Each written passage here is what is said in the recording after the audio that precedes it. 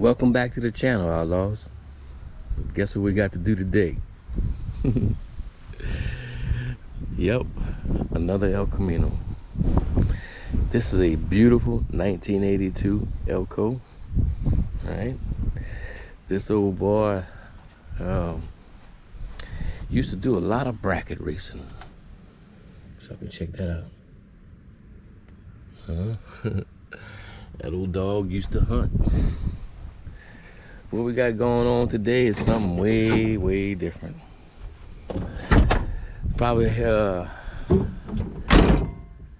probably like never would have thought I'd be doing a video like this. The issue with this old car came in, the gentleman who owns it now isn't the original owner. He wasn't the guy doing the bracket racing. He's like the third guy after that guy. So what we have is an old race car who was sold as a roller, and one guy took it and put a motor in it, another guy took it and tried to make it run, and another guy took it and he's caught in a bind with it, don't know where to go. So it's come here for a tune. Now this is what's the fun part right here. It's a carbureted 5.3 running off of MSD. Now normally I would say I love this shit, but in this case we had some issues, and like all hot rods that I seem to work on, I'm following the same asshole wiring shit. He don't give two about nothing. So his wires are kind of shady. On this little build, the first thing I noticed was this whole alternator isn't charging. It's going ahead and killed five of the call packs are dead. 5 signals are not coming from the MSD. Those callbacks don't interchange, they're burnt. So we have a situation where we have a faulty alternator that has fried our MSD, that has fried 5 of the 8 call packs. Now our customer is not a man of deep pockets. That's the first thing he told me. Man, I just want to run, but I don't have a lot of money to spend. But ain't that all our case, right? So we decided to do it a little bit different. The MSD's $500, the call packs and the alternator $650. By the time I put it on, you know, he's got $1,200 in parts right here. Before we even decide to tune that old carburetor, and it's an old carburetor, old ancient shit. Look at that fuel pressure gauge from 1927. I love carburetors. I absolutely love carbureted LS's. But in this case, we're gonna have to do something different. With the price being what it is for these parts, and the price being what it is for junkyard LS's, it just made so much sense for us to take that $1,000, $1,200 that we're gonna spend on these little parts right here and just go get us a complete LS.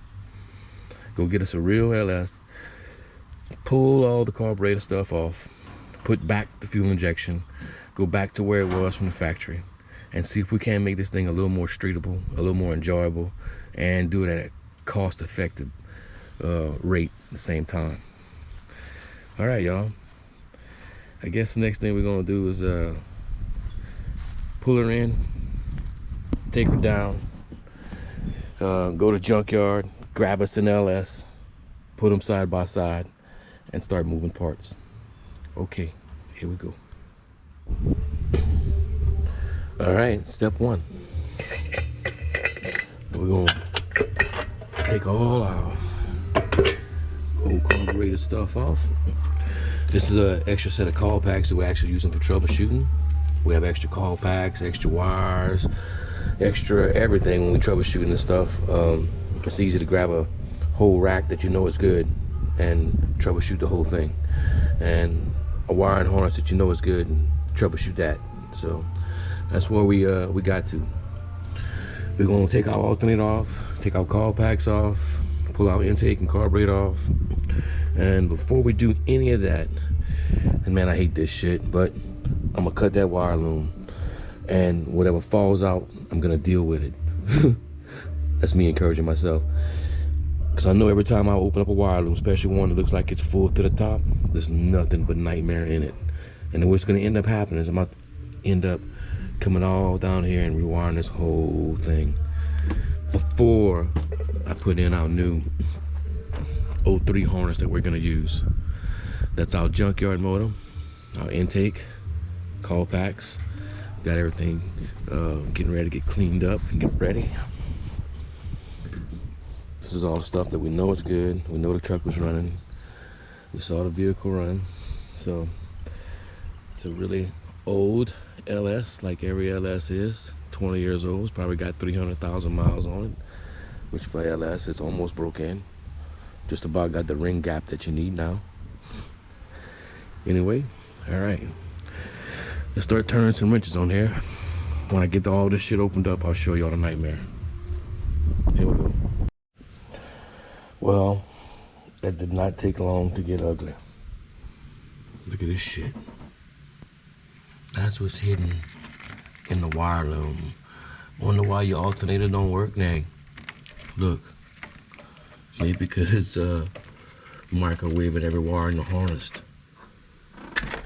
And then, you know, you wonder, well, what causes that? I don't know. I bet you this ground to the MSD just twisted tied right here on the battery. Ain't help. That's not the ground that caused it, but just to give you an example, every wire, you can't see that back there, every hot wire on this thing is fried. All right, now we know what happened to our alternator and our call packs and our poor MSD. All right, let's go. Y'all check out that new type of fuse box. Where you take your starter wire and you melt it into your alternator wire, and then you fuse it into your fuel pump wire, and then you hide all that bullshit in some nasty ass loom so nobody sees it. Thanks, bud. You're guaranteeing me to have business all day long. Appreciate it. All right, now we got our little LS motor starting like an LS again. And the more wires we take apart, the worse it gets. More fusion. Oh, and I love this. I love this. I love when they change colors. So you have no idea if it's a ground or whatever, right? That's so awesome. This little truck is gonna need a complete little engine compartment wiring harness redone. Before I even start to wire in the LS, we'll have to fix this. New problems. Anyway, all right, check this out. I don't know if you guys can see it. See this little part? It's supposed to be a spark plug here. This is the end of the spark plug wire, right? All 4 plug wires came off when I was trying to take the plug wires off. The little ends came off, right? Those little do deals are supposed to go inside here.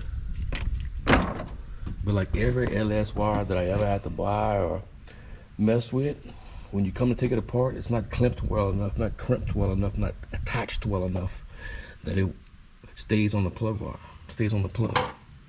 So when we've done, I built my own.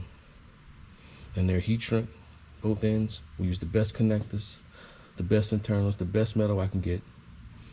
They're the exact length that you need so they don't burn on all kind of shit. It's an 8.5 wire, and I've been using them for a while now, and they're great. I have not had one in the maybe 50 pairs I've sold so far. I've not had one come back with a connector that looks like that. Not one. So you guys need some plug wires, some real plug wires for your LS, holla at your boy.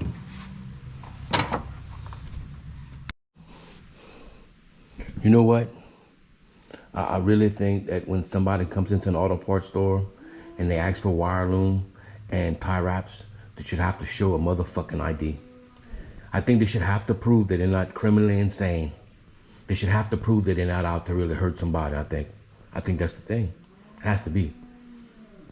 I have never seen anything worth a flying fuck inside a tie wrap wire loom. That's all I gotta say. All right, y'all. A little temper tantrum.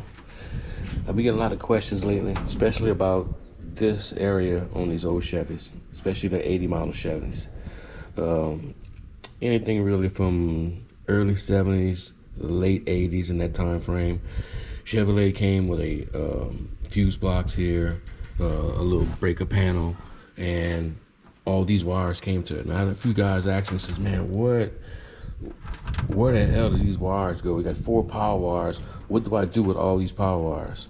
All right, so what Chevrolet has right here is exactly that, 4 power wires. You got 2 feeding power and 2 receiving power, okay? Going to the starter, you will have 3 wires. These are all melted almost beyond recognition, but all right. See the 2 on the big lug that goes on the big power wire, your starter. These 2 wires feed 2 sides of your fuse box. All right. This customer had one of his issues was had a bunch of stuff that's not working. I would say the whole list of stuff that he's not working is on that side of the fuse box. Okay. You have another power wire coming from the starter, which is your trigger. All right. It comes straight from the ignition key. As your key goes on, it sends power to here, jumps from the solenoid to the big terminal and spins your starter, right? This is one of the wires that sends power. Those 2 are bringing power, all right? You have one other wire, goes for your alternator. This poor alternator wire, he started out as an alternator wire in his life, but then he became all kind of shit when they tagged stuff into him, poor thing. Anyway, you have those 2 big wires feeding from your starter into your fuse panels, one on the top, one on the bottom. They light up your fuse panel, right? Turn your key on, ignition goes from there to your solenoid, jumps over, spins your starter. All right, that's another one. The last wire, it feeds the solenoid, the diode on the alternator that tells, hey bro, let's charge. So that's kind of what turns your alternator on. Very simple. The rest of this stuff, like these screens or electronic choke and stuff like that, which we're definitely not gonna need with the LS. But we're gonna have to wire that starter. We're gonna have to send power back to our fuse panel so that we can operate everything in the vehicle. And we're gonna have to get our alternator diode talking in that harness. So that's what we're gonna do next. We're gonna rip all this off, cut it up, and start wiring again. Here we go. Almost forgot to show y'all this one. This is exactly where our issue started. Lay that out. Right there. If you notice, the wire is pretty cool. And then it gets to a part right here where it has a little bend and it's burnt to shit. And then it burnt to shit the rest of the way. This is where it was sitting on the header when I pulled it off. Right there. Header burned all that shit. Got the power wire on the header. Fried the harness. Fried the MSD. Fried the contacts. Fried the alternator. And here we go. All right, now we're really starting to look like an LS. We got our intake on, got our call packs on, got our new Marshall racing plug wires in place. We took that old double lug that used to go onto the starter. We have the old LS power lug right here. So we connected it straight to here. It's the same thing of taking this straight to the lug on the starter. This goes to the battery, that goes to the starter. Now all we gotta do is a little more wiring to get our ignition in the truck talking to our solenoid. We should be able to spin that over and then start on wiring all our sensors in, putting our new harness in, getting all that wired up. After that, fuel pump, and I think we're ready to fire it up. Getting close, y'all. Oh, another thing, got our throttle body off because we're gonna convert this little rod from drive-by wire to drive-by cable. Drive-by cable is going to be real easy to integrate with the Elcamino pedal that's in the truck right now. All right, here we go. Boy, this little truck's just full of surprises. Y'all check out where they had the temperature gauge at. All right, this is the return of the heater hose. So after the water went through the radiator, through the heater, and then right here is where they read it. Okay, that's great if we want to know how hot the water is in the heater, but it's not too good to know how hot the engine is. So if you're gonna do this and use that type of gauge, put it in the head. Put it in the head. All right, thank you. All right, now we're gonna run our wires back down the back of the engine, our transmission wires and our crank signal and our O2 sensors will all have to be kind of driven in the back of that motor. So we're gonna pick her up on the lift and give you guys a first look at what's underneath. I've already been there, and it's just as wild as the top. All right, here we go. All right, now we got her on the lift. I'm gonna come down here, and this is the old fuel pump wire. All right, check it out, guys. In automotive, let's not use wire nuts, okay? That's for our houses. That's not for our cars. Watch how easy this shit just comes off. Boom, done, wire exposed. All right, this is definitely an old race car. Looks like somebody back halved it at one time. She's got some coilovers and a 9-inch underneath it. A nice 9-inch too. All right, we're gonna pretend like we don't see none of this. Our goals in here to come in, put us a new inline filter, and run them a set of brand new A&N lines all the way to the front. A feed and a return. We come in, if you can see, started already. Drilling our hose, put our O2 bungs in. Fixing to weld those in. If you're gonna use tie wraps, at least cut them, man. Try to be professional. All right, definitely an old race car. See the spring helpers in place? That don't work out too well, but see, makes the springs real stiff in the front. You know, I would change the springs, but that's not my old car. And that's probably for another budget on another day. I can definitely tell you, old race car parts, boy. Hack me in this little mount right here. I like that, but you know, whatever. All right, guys, we're gonna start on our fuel pump. Get all our fuel pump mounted. All our new lines ran to the front. Get our O2 bungs welded in. Get all that done. Still have to drop the starter and make sure the crank sensor's plugged up right. And then after that, we're just about ready to drop this old biscuit and see if we can start firing it up. Oh, I can't wait. All right, here we go. All right, now we got our O2s done. We're gonna move on to the back. And they got some real cool stuff back here. And they got some stuff that I would rather not even look at. All right, let's look at our goal. All right, this is the old fuel pump. And this is how you do not fasten it to the frame. Don't use tie straps to fasten your fuel. Make it happen to the frame. Not cool, man. I don't even know what to say with that. All right, let's cut all this shit out and start over. Oh, look, check it out. I hate these just because of this. Just at any given time, just roll under the car and go ahead and take the fuel pump and all the fuel lines and loosen all this shit up. So nasty. God. Nasty. Ugh. Oh, yeah, don't look at that. All right, this, right. Okay, that's what we're fucking with. All right, let's get this out. Now on to the inside. Where we're gonna mount this board right here. Checked it out. There's not much room behind the glove compartment. I don't wanna steal his glove compartment and waste that space. A lot of the younger Elcaminos, actually, this is like an 82, like 84, 85, 86, all the way to 88, had their PCMs, their factory PCMs right here in the kicker.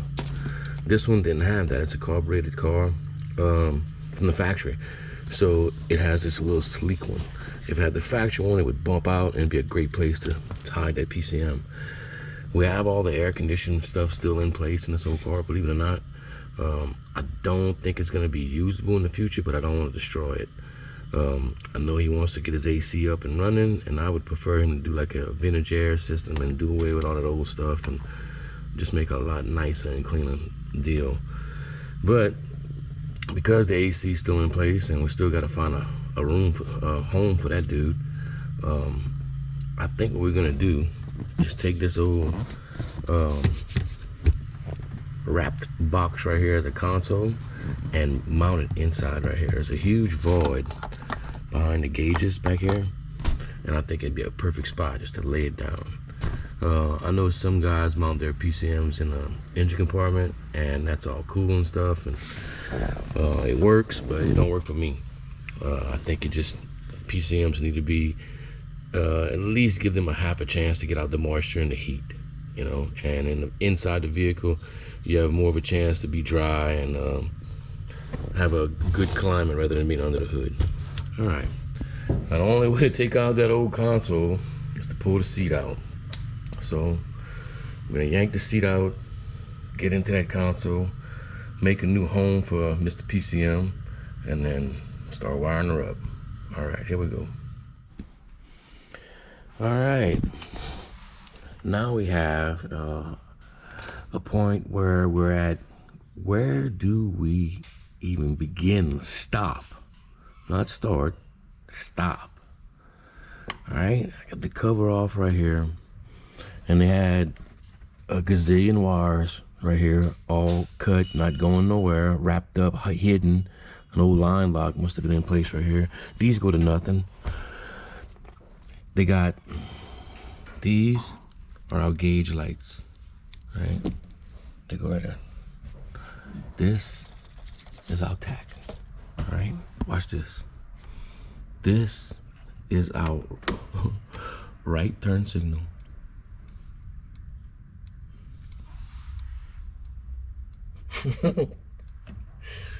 Okay. Left turn signal, no problem. No problem. Right turn signal. Right turn signal. Hazards.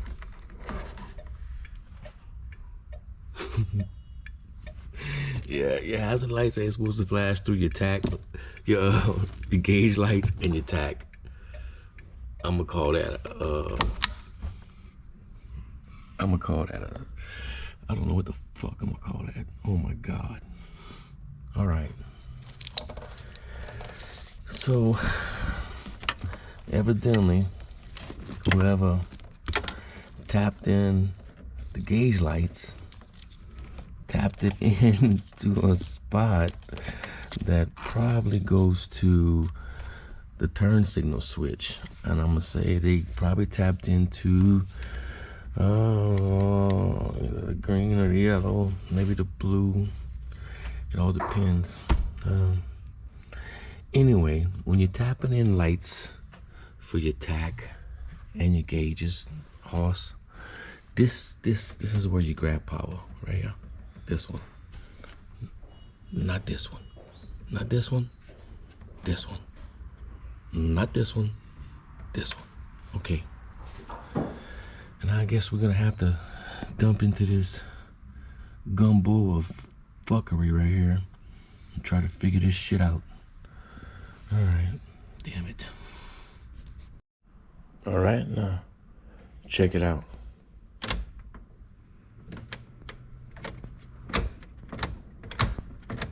All right. What?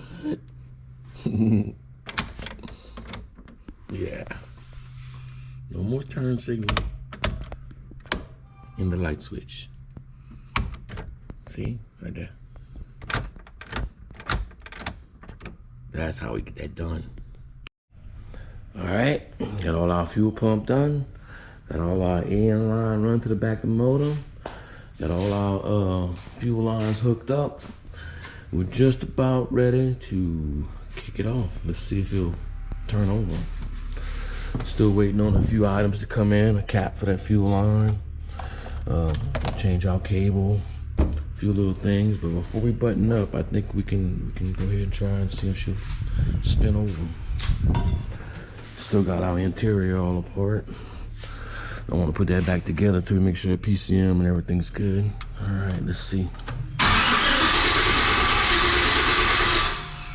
Come on, Biscuit, let's go. What? Oh yeah. LS. Yeah. Oh, she's back alive. All right. That's awesome. All right. Now we're gonna start buttoning everything up, get everything all cleaned up, tidy all this stuff up, and get ready for a drive.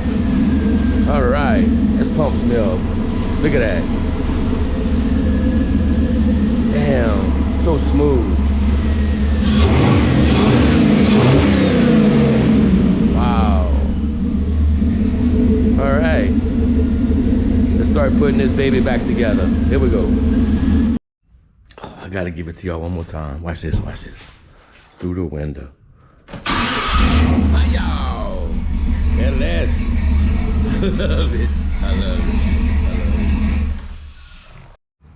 it. All right, guys. This is the next morning. And now comes the true test. The cold start. We got everything back together. Got a few surprises, but as always, we took care of them. Got our PCM all hit up in our console. Got some new gauges in there. All right, let's check out what we got under the hood.